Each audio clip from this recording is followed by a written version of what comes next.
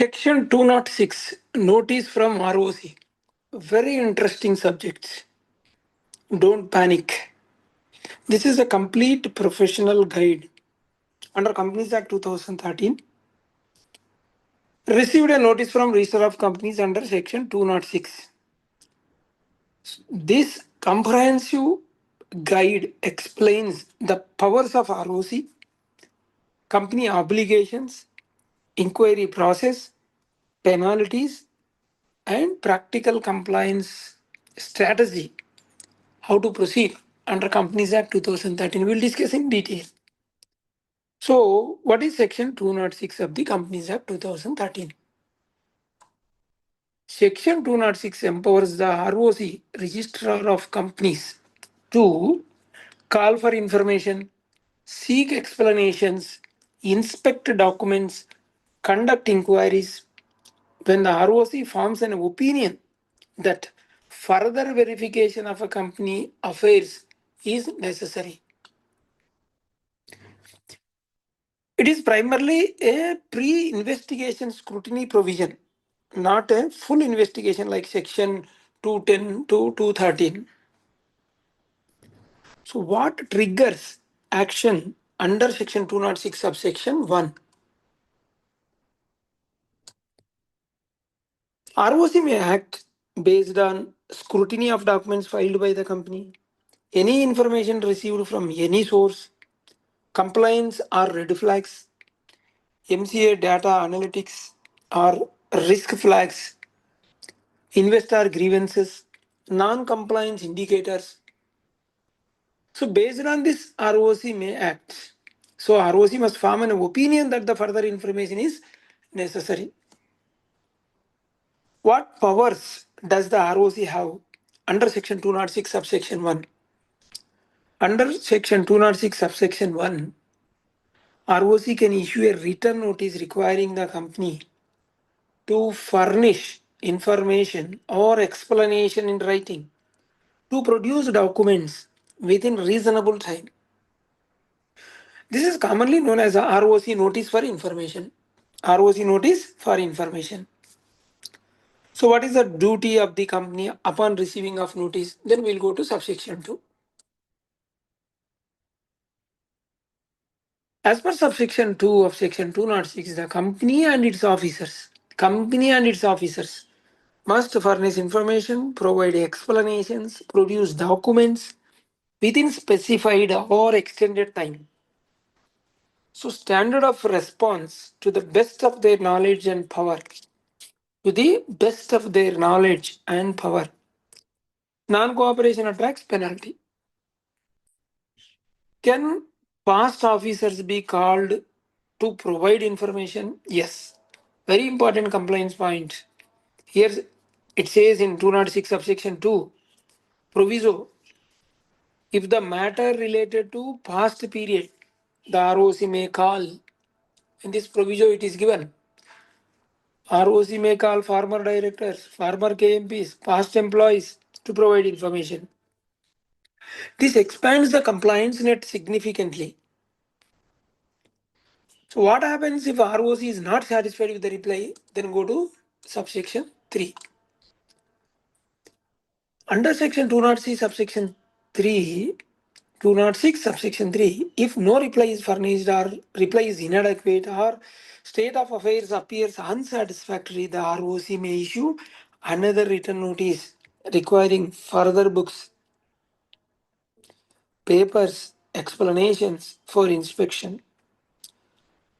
So, no reply is furnished, reply is inadequate, state of affairs appears unsatisfactory, then ROC may issue another written notice requiring further books, papers, explanations for inspection. Precondition, ROC must record reasons in writing before issuing such notice. This is a critical procedural safeguard. What is meant by here? It is mentioned unsatisfactory state of affairs. This means, though not defined, it generally includes inconsistent filings, suspicious transactions, non-compliance patterns, misleading disclosures, financial irregularities, investor compliance, shell company indicators. This stage often precedes deeper inquiry or inspection. Now we'll go to 204, 206, subsection 4. This is what? Subsection 4. This is a stronger stage, inquiry power. ROC may initiate inquiry if satisfied that business carried for fraudulent purpose, business carried for unlawful purpose, non-compliance with act, investor grievances not addressed. The procedure is ROC informs the company of allegations, gives reasonable opportunity of being heard, calls for information, conducts inquiry. This is more serious than simple information call. Can central government intervene under section 206 subsection 4? Yes. First proviso states that the central government may direct. Here proviso is there, two provisos are there. Central government may direct. First proviso. It may direct ROC or inspector for conducting inquiry. This is usually happens in sensitive or high risk cases. So what is the consequences if fraud is found? Second proviso to section 206 subsection 4. This is second proviso. If business is carried fraudulently, officers in default are punishable under section 447 fraud. Section 447 punishment, imprisonment, heavy fine, severe consequences. This converts a compliance issue into serious prosecution risk. 447. What is section 206 subsection 5? This is what? This gives independent power to central government to order inspection. Even without ROC process, central government may direct inspection of books by inspector. This is an overriding supervisory power. So we'll go to subsection 6. 206 subsection 6. The central government may authorize any statutory authority to inspect the books. Example may include SEBI in certain cases, SFIO or other regulators. This facilitates inter-regulatory coordination. So what are the penalties for non-compliance? Come to subsection 7. Company fails to furnish information, fails to provide explanation, fails to produce documents. Penalty, fine up to 1 lakh rupee. Continuing default, 500 rupees per day. Applicable to company, every officer in default. This is without prejudice to other actions. Is section 206 is a quasi-judicial process? Yes, partially. Because ROC forms opinion, issue written notice, must record reasons 206 subsection 3, must give hearing 206 subsection 4. Principles of natural justice apply here. So how is section 206 different from 207 to 213? Very important. This is a professional question. 206 deals with the information and preliminary inquiry as we are discussing. 207 is the inspection of books. 208 report after inspection. 210 to 213 formal investigation. So section 206 is the entry level scrutiny stage. Practical situations when companies receive section 206 notice. Common triggers. What are the common triggers for issue this notice? MGT 7, AOC 4 mismatch. High related party transactions in the company. Sudden share capital changes. Suspicious financial ratios. Non-filing history. Compliance by shareholders. Shell company flags. CSR non-compliance. FEMA red flags. These are all practical things, the common triggering points for receive section 206 notice, ROC notice.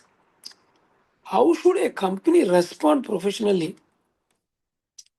Immediately review the notice, check section invoked, check timeline, identify information sought, and form internal team with CS, CFO, legal, auditor.